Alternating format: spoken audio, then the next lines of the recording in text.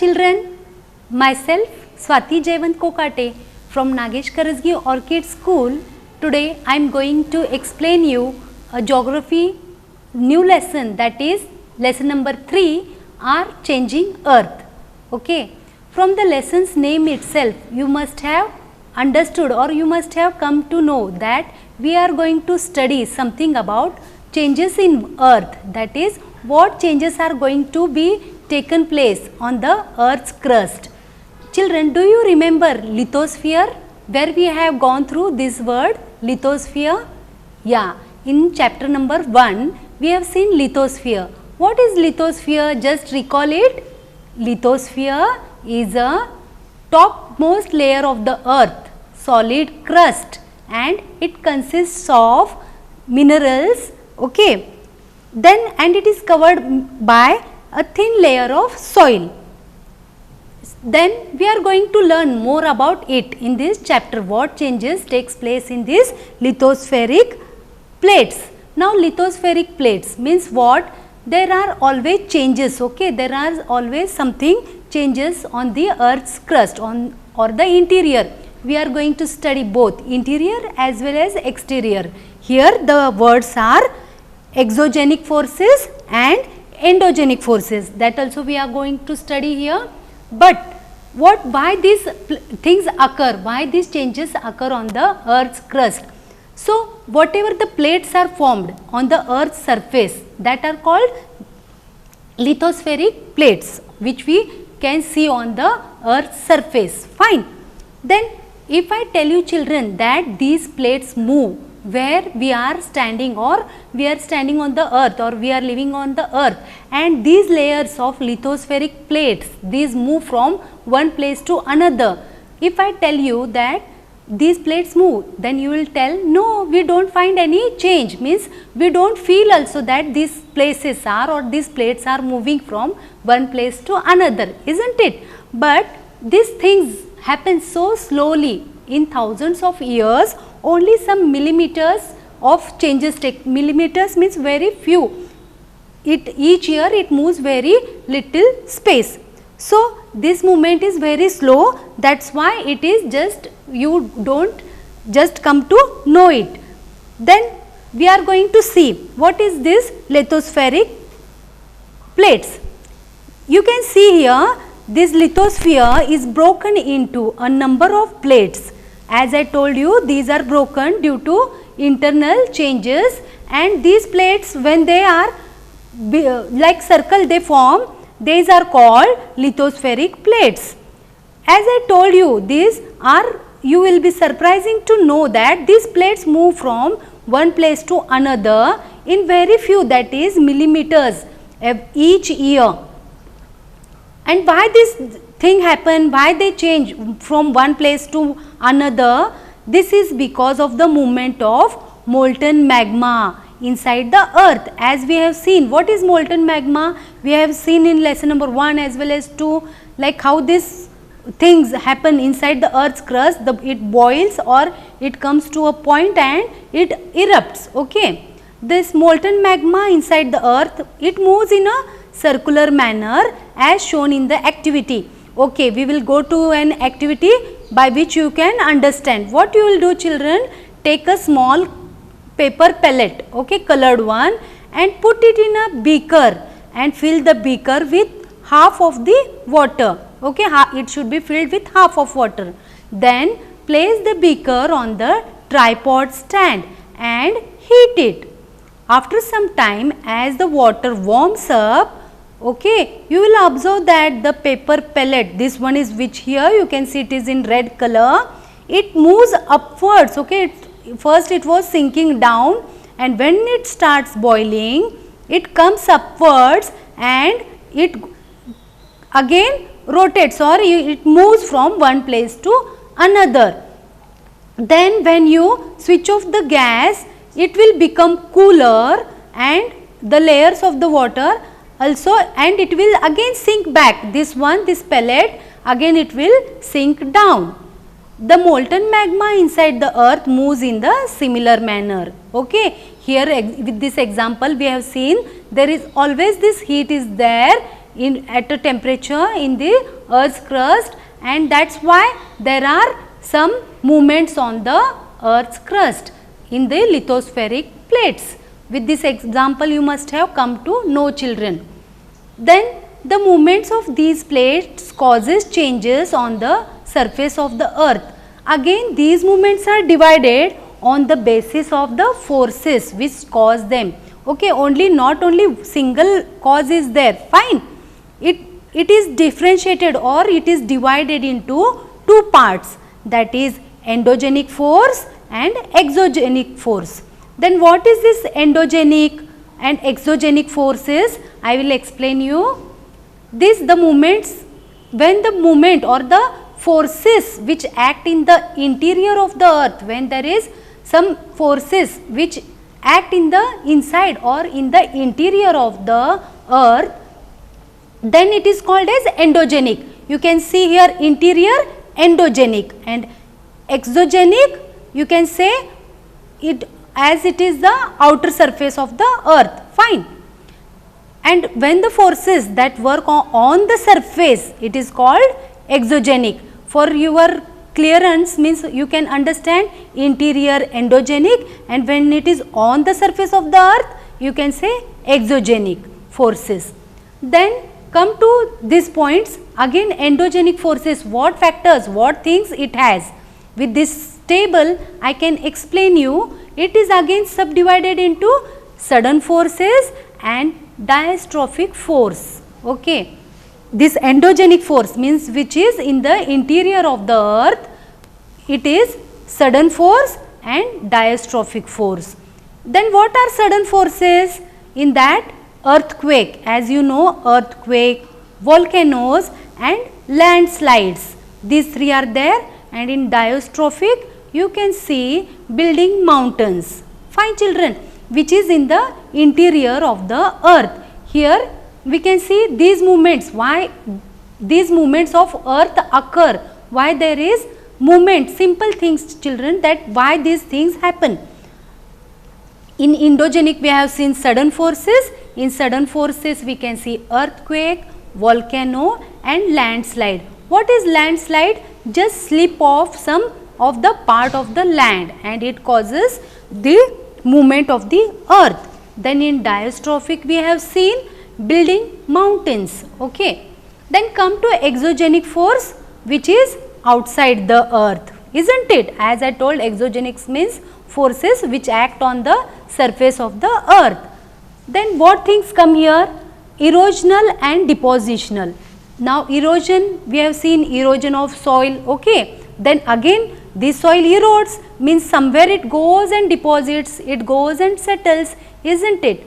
Then here, which things are the factors which affect it? Okay. This rivers, wind, sea waves and glaciers. These factors, just you remember the points, we are going to see these four factors in detail. Okay children, here also these four factors, how they affect on the earth's movements, we are going to see these four factors, also these three factors in details in this lesson. So endogenic force sometimes produce sudden movements and at the other times produce slow movements. So these endogenic forces, they sometimes it must be sudden and more, and sometimes it must be maybe very slow movements. Then these sudden movements like earthquakes and volcanoes cause mass destruction over the surface of the earth. Okay, here they have told that what happens when there is a sudden movement like earthquake, you have listened or you must have noticed it, and the volcanoes, they cause too much destruction on the surface of the earth. Then how it causes? First we are going to see this volcano. We have seen many videos in lesson number 1 and 2 as well as. So again we are going to see in detail how it happens children. So what is volcano? Okay, how it occurs? This volcano is a vent, means here you can see there is a vent opening. This is all earth's crust, fine. Then the volcano, how it erupts in the earth's crust, through which molten material erupts suddenly. You can see in this figure 3.2. Then similarly, when the lithospheric plates move, the surface of the earth vibrates. You must have seen or you must have just listened that when there is earthquake, the earth vibrates. Vibrates, you can say in your words, it shakes. Okay, in some places the utensils and all they fall down and the earth's surface it shakes. In simple words, for your explanation I am telling these words. Then the vibration can travel all around the earth. So this vibration not in only one place, it can travel through in a round manner all through the earth. These vibrations are called earthquake. The places in the crust where the movement starts is called focus. The place on the surface above the focus is called the epicenter, and vibration travels outwards from the epicenters as waves. So greatest damage is usually closest to the epicenter and the strength of the earthquake decreases away from the center. All these points I will just explain you here, children, in this figure. Come to this point. See, this is the lithosphere. We can say this just you can say this is a plate, okay, a surface of a earth, a part of a earth which is in solid crust form. Then this is focus. This is where the earthquake occurs. Now suppose this is the center, origin of the seismic energy. Here what happens? The earthquake happens, and here above to it this place is called epicenter. This is the center of this earthquake. Then these are the seismic waves radiates out of all directions. So you can see this plate boundaries, it just occurs here downside, but again the radiations, the waves, they go and there is like this circular manner, it spreads all through the earth. Understood here? Whatever this focus, this is a focus point, above this is the epicenter. These are the radiations which go from here to the earth's surface in a circular manner. So we can say that here we can see one more activity to understand. Take a container and fill it with water and close it with the lid. Why we are doing this activity, children? To see how the things shake or how there is what we can say when the earthquake occurs, how there is vibration. To see that, one more activity we are going to do. Put water to boil in that container. Now put some peas, okay, and spoon the beads on the top of the lid. So don't put inside, you put on the lid and you can keep it on the top of it. What you would notice, as the water boils, okay, the lid begins to shake. The lid, when with the vapors, the lid begins to shake.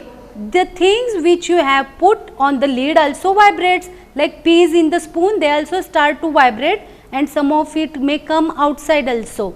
The beads roll down and the spoon vibrates to take and it makes some sound. In the same manner, the earth vibrates when there is earthquake. So this is very simple activity, you can try it with your parents' help. Then you have understood this, what is focus, epicenter and plate boundary. So here upside is, this is the plate boundary. Then you have to see here, children, what are the effects or destruction caused by, in this figure, how the destruction causes by an earthquake. This is one of the picture of Gujarat. Although earthquakes cannot be predicted, okay, earthquakes we cannot predict it that at what time it can happen, but some of the scientific measures are there. Nowadays we have found out one of the things to just see, means if we cannot minimize it, but we can be prepared beforehand, okay. Then we can make the buildings empty, we can place, if anything is earthquake is to be going to happen at one place, we can just make the lives, at least we can save the lives of people by sending them to different places. So, some common earthquakes prediction methods adopted locally by people include, you must have seen or you must have listened from your parents that when there is going to be some destruction like earthquake, the animals behave their behavior changes. For example, the fishes in the ponds, they get disturbed, their motion, when they move from one place to another, like in the water itself, we find it their movement has become very different. Also, snakes come out to the surface from the earth's place, they come out on the land surface from their holes. Okay.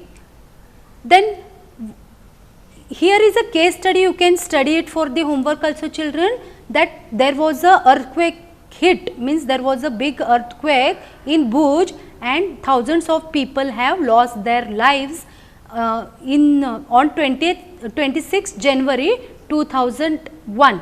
You can read all these things what had happened for your homework.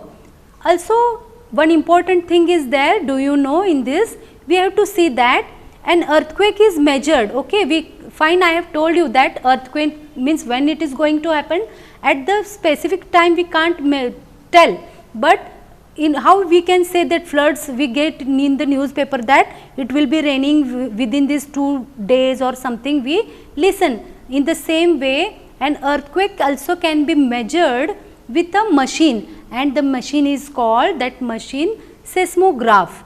The magnitude of the earthquake is measured on the Richter scale. So, the scale it is called as Richter scale. An earthquake of 2.0 or less can be felt only a little. So, we can see these measurements of this earthquake, it is measured on Richter scale, and when it is 2.0 we do not feel it, only a little. Those who are very we can see that we can feel it in a very little sense, like we will not know also that the earthquake has happened, means here lot of destruction will not be there. But an earthquake over 5.0, like 6.0 and all, it may cause very damage to earth. And here the strongest is 7.0, which is classified as a major earthquake. See, you can see a photograph of seismograph here to measure the earthquake's magnitude. Then what precautions are to be taken when you listen that there will be earthquake or something or it has happened, what things you can do children? Here safe spot means you can go under the kitchen counter, because if something falls also it will not fall directly on your head or your body. So, also stay away from fireplaces like chimneys, cylinders and all. So, also be prepared, like you can spread this among your friends and your neighbors also. Then we are going to see very important thing, that is what are the factors, like I had told you what are the exogenic or forces acting. Then what are, just now we have seen of the interior, isn't it, that is endogenic forces of earthquake, volcanoes, isn't it. Then the major landforms, now the subtopic we are going to see that major landforms, how they affect these things, what are changing earth, how the earth changes due to these things. So, what are landforms? Children, have you any time seen that the land is same everywhere? No. Many times I have told you, somewhere it is valleys, somewhere it is mountains, somewhere it is desert, isn't it? So, here we are going to see major landforms. The landscape is being continuously worn away by two processes. Means worn away means by a continuous process, that is weathering and erosion. Then why these things happen, why there are always changes from one area, the soil and the sand gets move from one place to another. Then what is weathering and erosion? Soil or erosion and all you have studied already in 6th standard. Here weathering is the breaking up of rocks on the earth's surface. So rocks are there, children, and due to sun, heat, water fall on it, okay, rainfall, what happens? These rocks, they break up into small pieces, then again into small pieces, one by one. So this is weathering. What is weathering? Weathering is the breaking of the rocks on the earth's surface. Where is it is? And erosion, like what is erosion? Erosion is the wearing away of the landscape by different agents like water, wind and ice. Now let me tell you what are the factors. Now erosion means transfer or wearing from of the soil or the landscape from one place to another. Then what are the agents? Do they travel by on their own? No. When there is rainfall or this water goes from one place to another, then there is heavy rainfall, the soil again goes and settles on the another place. Also in deserts, mostly you have seen the wind blows with a very great speed, and the things go from one place, the soil and all, they go from one place and settle down to the other. Then in ice, how do this ice factor come here for erosion? Any idea, children? Yeah, the glaciers, what they do, what they have under them, what are glaciers? Glaciers are the plates of rivers of ice, okay. Then this ice under it or inside also, it contains too much of soil, sand and its particles. Then what happens when the ice sheet floats or when it melts and flows from the rivers to the tributaries, it goes and settles with the rivers and goes and settles to the another place. So here ice is also the factor. Then the eroded material is carried away or transported by water, wind, etc. and eventually deposit. Here I have explained you the same thing. What happens? These eroded means from one place it is taken away in a large quantity, and again this material is transported by water, wind, ice, as I told you, and it is where it will go. Will it vanish? No, it will go and deposit to some other place on a long distance or at a other place, we can say. This process of erosion and deposition creates different landforms on the surface of the earth. So due to this erosion also and deposition, where there is erosion means this soil goes and deposits to the other place, and that is why these landforms on the surface of the earth is not plain, isn't it? Somewhere you find rivers, somewhere you find valleys or the mountains, deserts, isn't it? So there is no plain area on the earth's surface due to this erosion and deposition of these different landforms. Then here in this major landforms we are going to see work of river, work of sea waves, work of ice and work of wind. So as I have explained you that these things are of exogenic, isn't it? Exogenic forces which are outside the earth. See children, work of a river, do you find this river inside the earth? No, you can see this one earthquake, it happens in volcanoes, these two factors happen inside the earth. Now we are going to see exogenic. So these major landforms, how this river affects for the changes of the earth, we are going to study here. So work of river, in this the running water in the river erodes the landscape, okay. This running water means the water flows, isn't it? In the river the water flows, only water flows? No, with it the whatever the soil under it is there, the hard surface, rocks, whatever things are there, all minerals, it is taken away and the river erodes the landscape. Means below this water, children, see, you can see some of the land, isn't it? Only water means it is not the thing that only water is there. Below this water, some of the land space is also there. When the river tumbles, when it tumbles at the steep angle over hard rocks, the down a steep valley side it forms a waterfall. See, when it comes and it flows, tumbles means you can say that it falls, then it forms a waterfall. Very simple, don't be confused with these words. When the water comes and falls from the upper surface or of the land to the downside, you can say that it is a waterfall. Many times you go and see the waterfall also.